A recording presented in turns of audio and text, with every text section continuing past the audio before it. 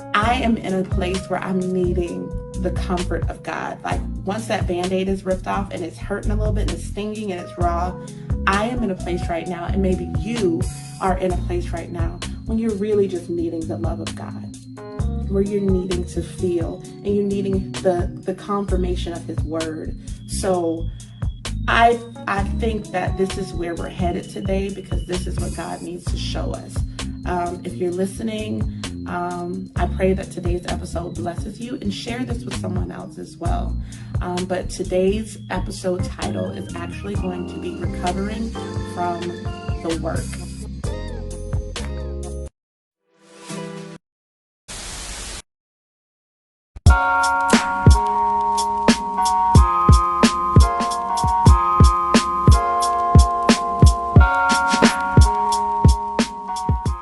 Hey, you. Welcome back to the Redefining You podcast. I'm your host, Lyndria Wynn, and we are back for episode 3 of the Redefining You podcast, y'all. We're on to episode 3. Thank you for all of you guys who are liking and subscribing and commenting and texting. I cannot tell you how much that means to me. Like, I really can't articulate or put it into words. And I know words, y'all, but thank you from the bottom of my heart. Thank you from the bottom of my heart, y'all. Y'all have no idea how much you guys mean to me. You guys are literally like fam bam. I'm real casual today because I'm actually headed out to Dallas immediately after this, but there was no way that I was going to miss recording this episode, because we're being what?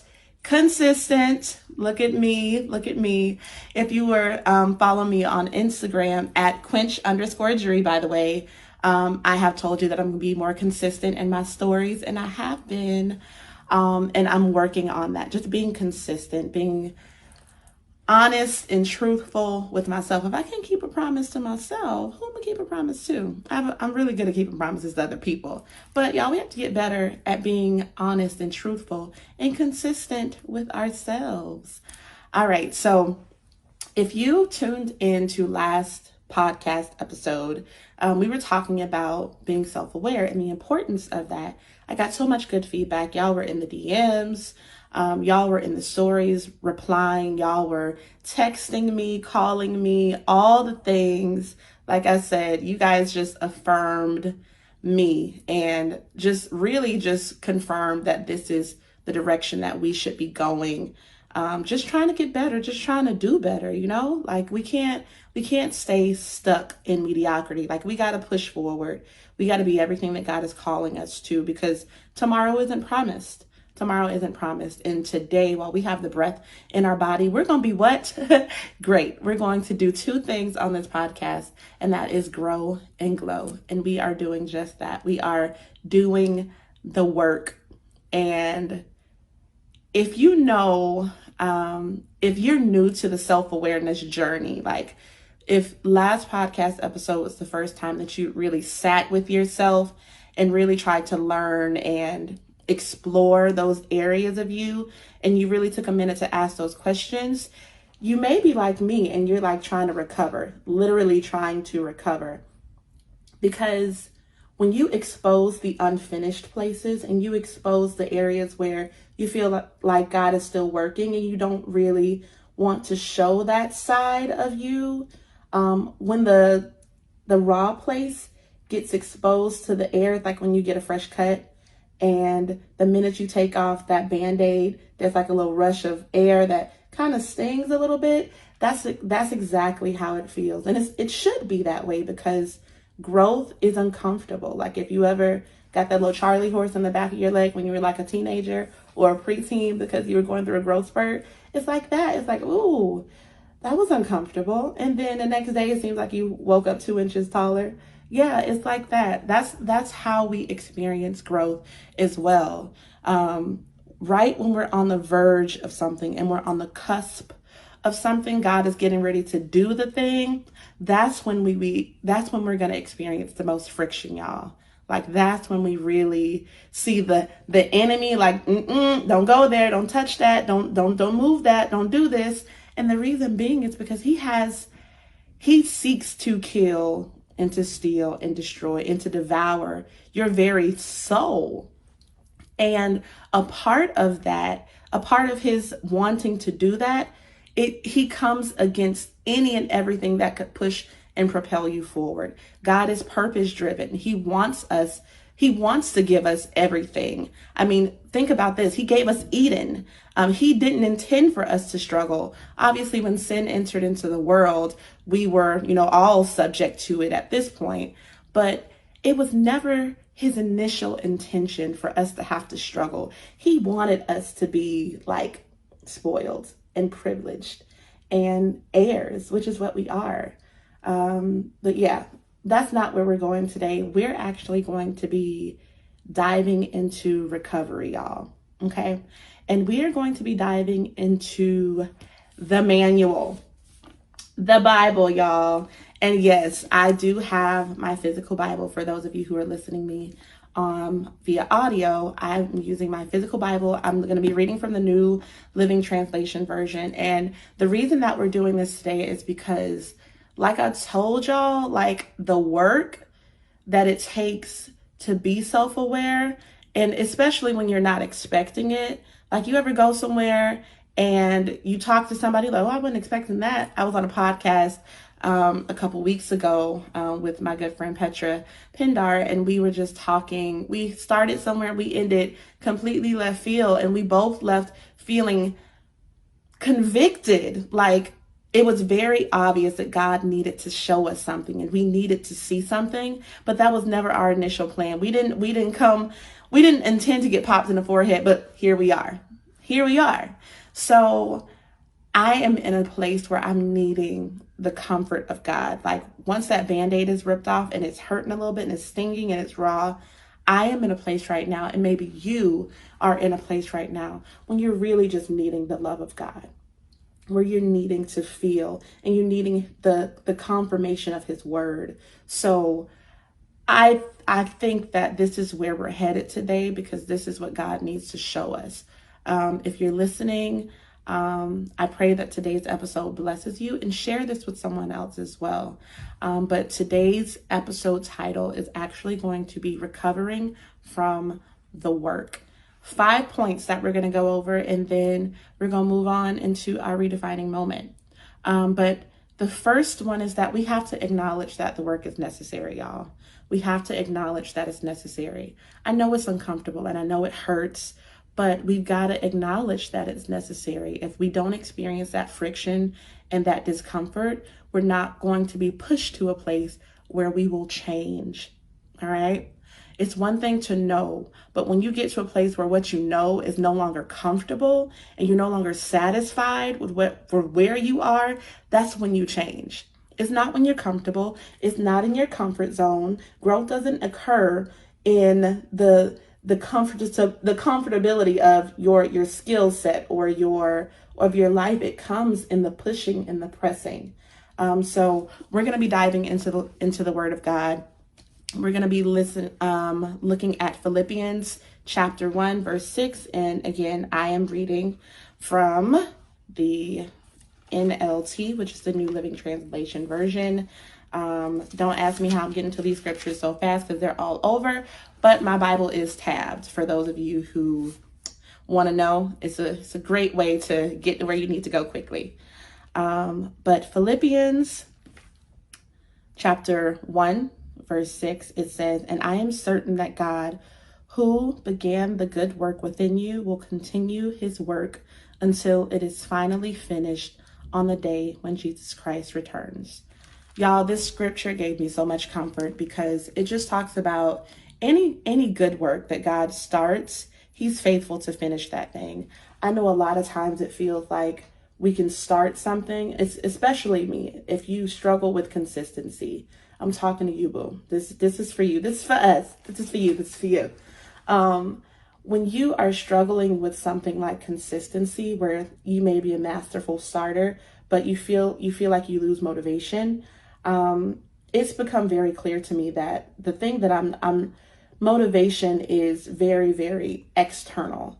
The thing that we need to adopt is discipline, obviously. And we're going to get deeper into that a little later in the podcast, in the episode. But you just got to trust that the the thing that he has called you to do, the things that he is tugging on your heartstrings, and he's clearly showing and sending confirmation that this is where you need to be and this is the direction that you should be taking, trust him. Trust him in that work. Trust him that he is going to finish the work.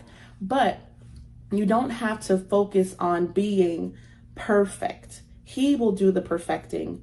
He will do the perfecting. Trust him with that and believe that this is necessary. Point number 2, we're going to move right along. Be gentle with yourself, y'all. Like, be gentle with yourself. So we're moving right on to Romans chapter 8, verse 1. I'm sure y'all can hear the pages turning in the audio. So just know I'm really reading. But I want y'all to be able to go back and reference this for yourself. Be gentle with yourself, you guys. I can't stress that enough, because when sometimes we're our biggest critics. We are our strongest and our worst critics. And we expect perfection when Christ never expected us to be perfect, because we were born into sin. After sin occurred in the Garden of Eden, essentially we were all sinners. So we were all underneath this covering of sin. And basically when he sent Jesus, we were all, saved by grace, essentially. So we all get the privilege to live under grace. So be gentle with yourself. And the scripture that you can use to just kind of give yourself some peace is Romans chapter 8, verse 1. And it just says, so now there is no condemnation for those who belong to Christ. Let me tell you something. I don't care how many times you've fallen. I don't care how many times you feel like you've been back in this place and you're in a cycle and you can't seem to break, or genuinely this is how you've always been. You don't have to be that way always, because remember, he's going to finish the work that he started. Once you see the area that needs to be improved and you're genuinely trusting God to help you through that, to grow you through that, essentially, you can trust that he's going to finish it. And don't allow guilt to creep in and really start to beat you down, because again, we can be our own worst critics. There's no condemnation in him. It doesn't matter how many times you've fallen, you can get right back up again and get right back in the promise of God. Just trust him. Trust him at his word. This verse for me has been a lifesaver as well. So I'm giving y'all some tips and some word that you can apply and chew on and meditate on in your daily lives that will help you. Number 3, prioritize self-care and rest periods. All right. That's so important. We hear all about like self-care Sunday, but genuinely that's a thing. When you are doing the good work of perfecting yourself, essentially, and trying to be the best version of yourself, there comes a time where you have to take a break and pamper yourself, your physical body, not just your spiritual body. Your physical body genuinely needs the self-care. You need to rest. You need to take a break. I was telling my mom this morning, after I dropped my sons off, that I feel like some days I bit off more than I can chew. Like there's just some days I can't sleep because there's so many things that I know that I should be doing. And granted, we're all graced with the same 24 hours in a day. But some days I feel like, girl, what are you doing? Girl, what have you done? What have you done? But I'm trusting God. And Exodus chapter 34 and verse 21.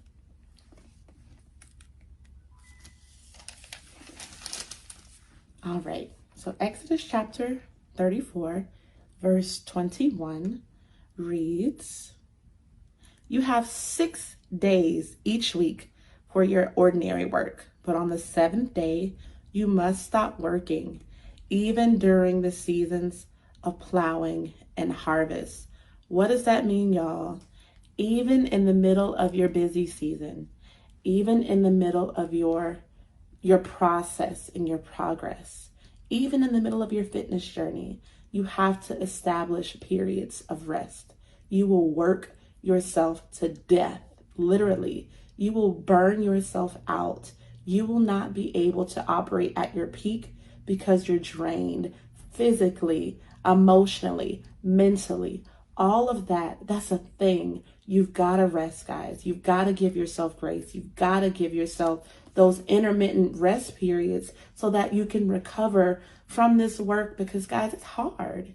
And anybody who sits there and tells you that it's not, is probably not working. So don't sit there and don't give it too much merit. Those folks is not doing the work. It, thank you, but no thank you.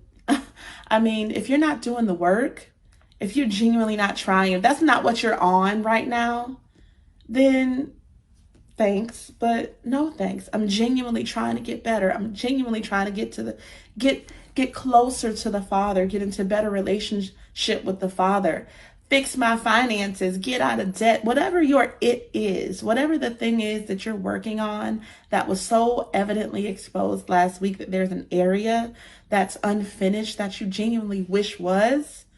This is for you. And you've got to take periods of intermittent rest. I tell you what, when I check into that hotel tonight, I got to do some work, but I am intending to rest and watch some mindless TV. I'm going to put on my long tube socks. I'm going to get some good food, and I'm going to shower, turn that shower on scalding, and I'm going to rest and get some work done physically in my body. I am going to rest and be restored and renewed, because I got to work tomorrow.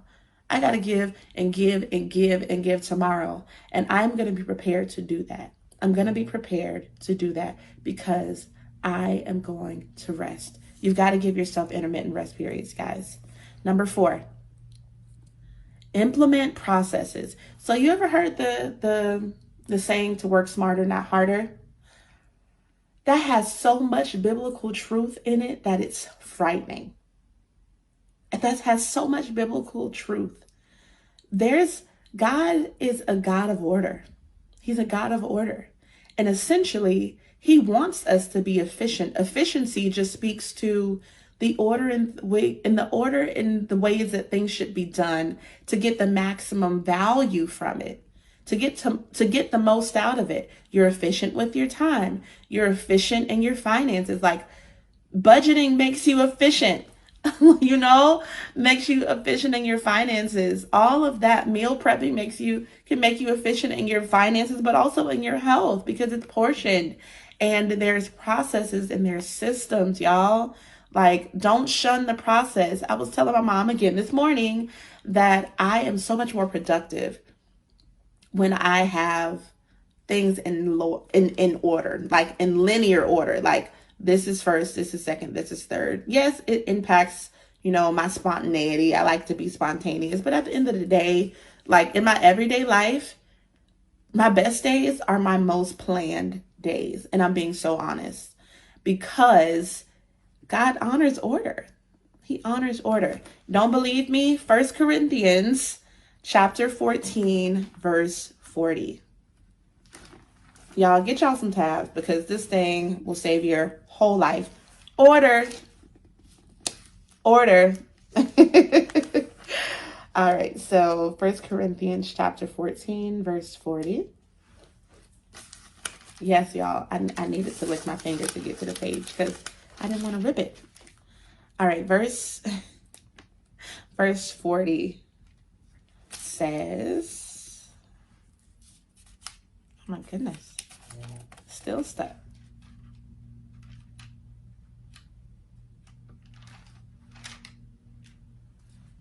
Be sure that everything is done properly and in order. Real simple, real sweet. If you ever need a reminder, God is a God of order. Adopt you some processes. Get you a planner.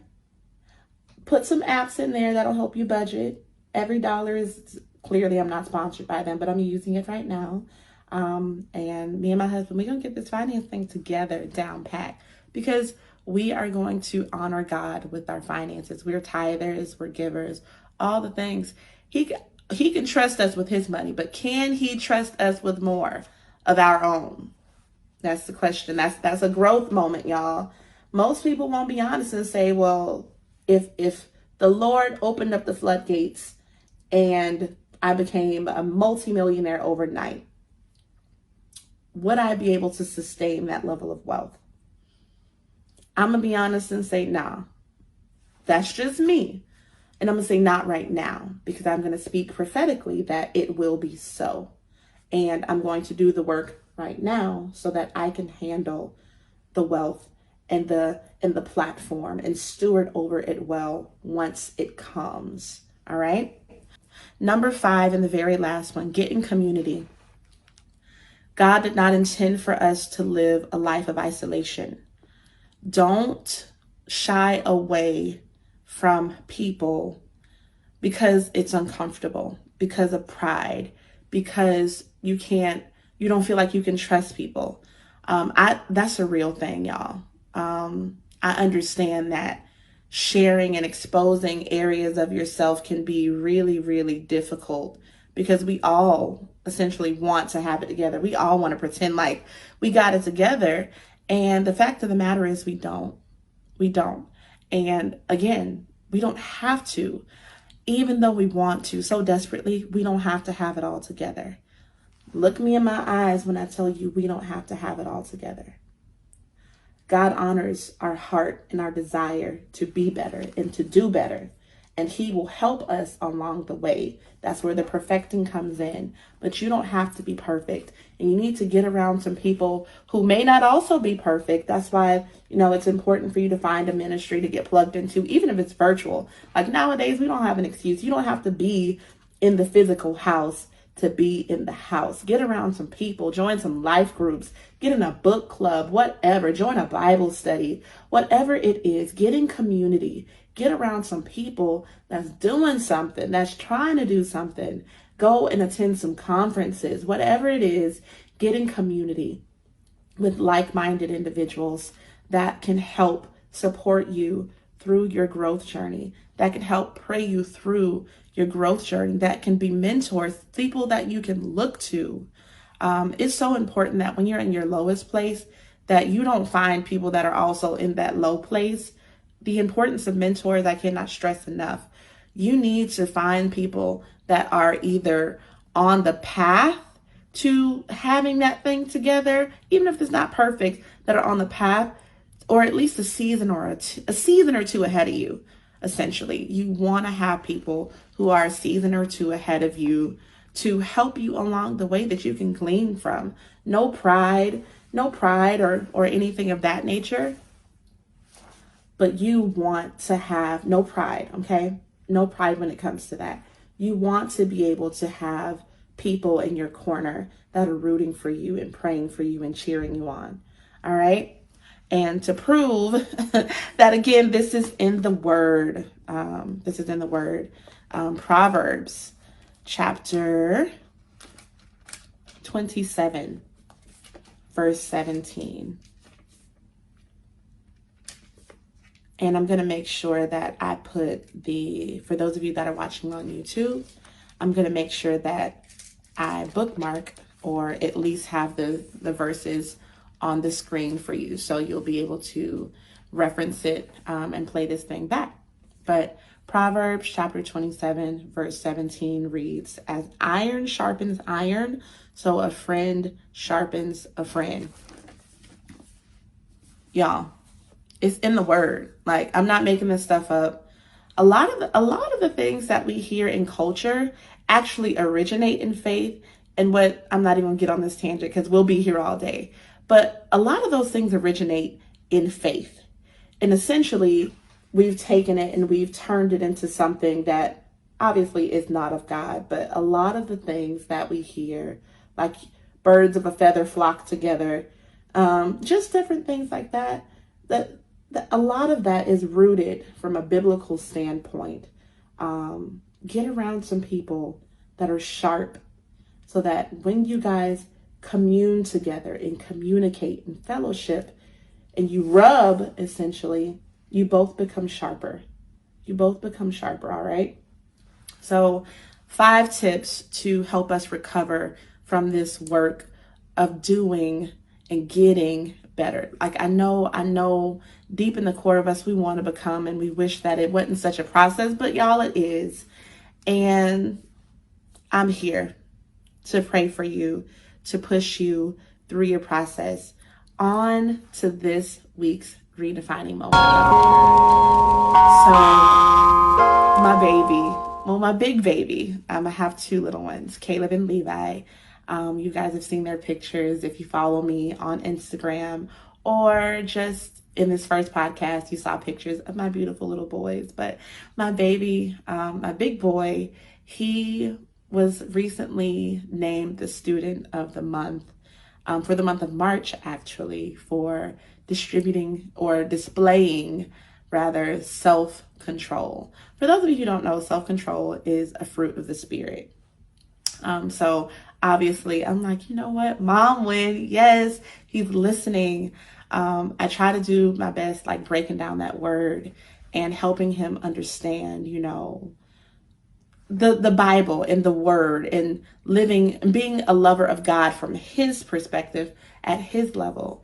And it's so special to me because the same way that I take time to, I guess, chop up the word into bite-sized pieces that he can understand. Like recently, he asked me to tell him the story of the devil. And of course, I got confused immediately. I'm like, what do you mean, like the story of the devil?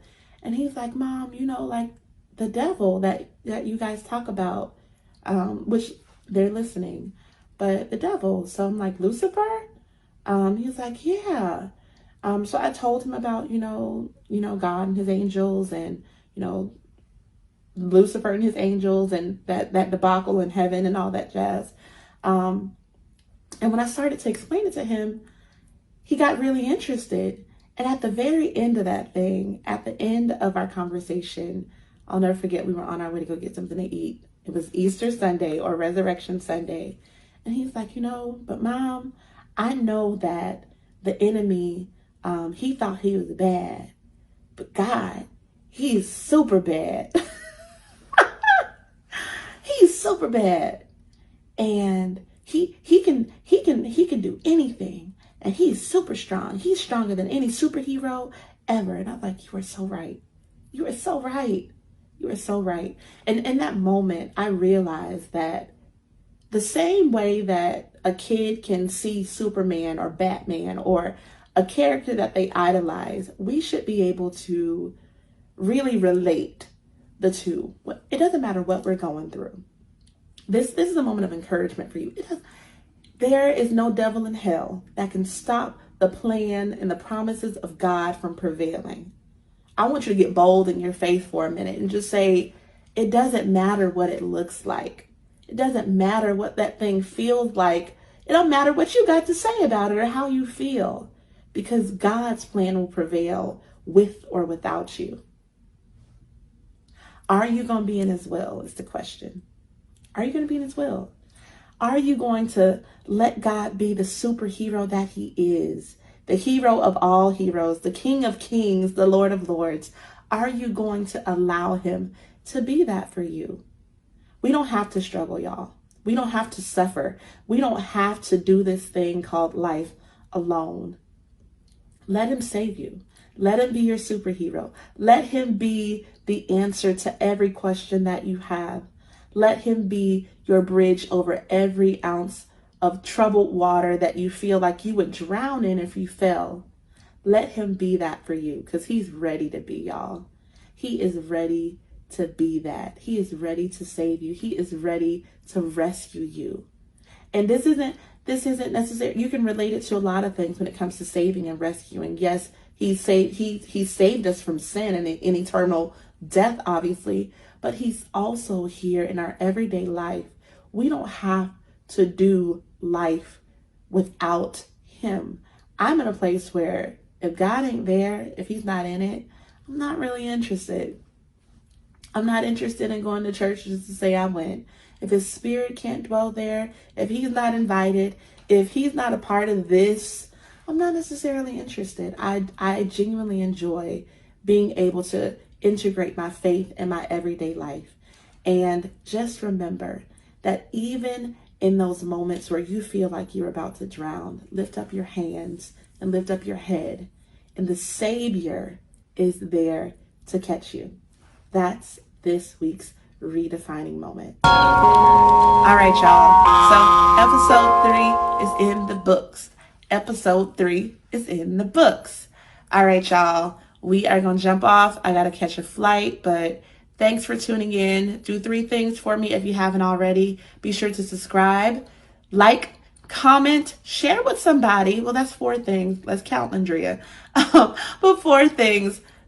Subscribe, like, comment, share, and be sure to tune in for the very next episode. It's going to be great. We're going to be approaching a guest very soon. Y'all have an amazing, amazing day. Go out there and grow and glow. See ya.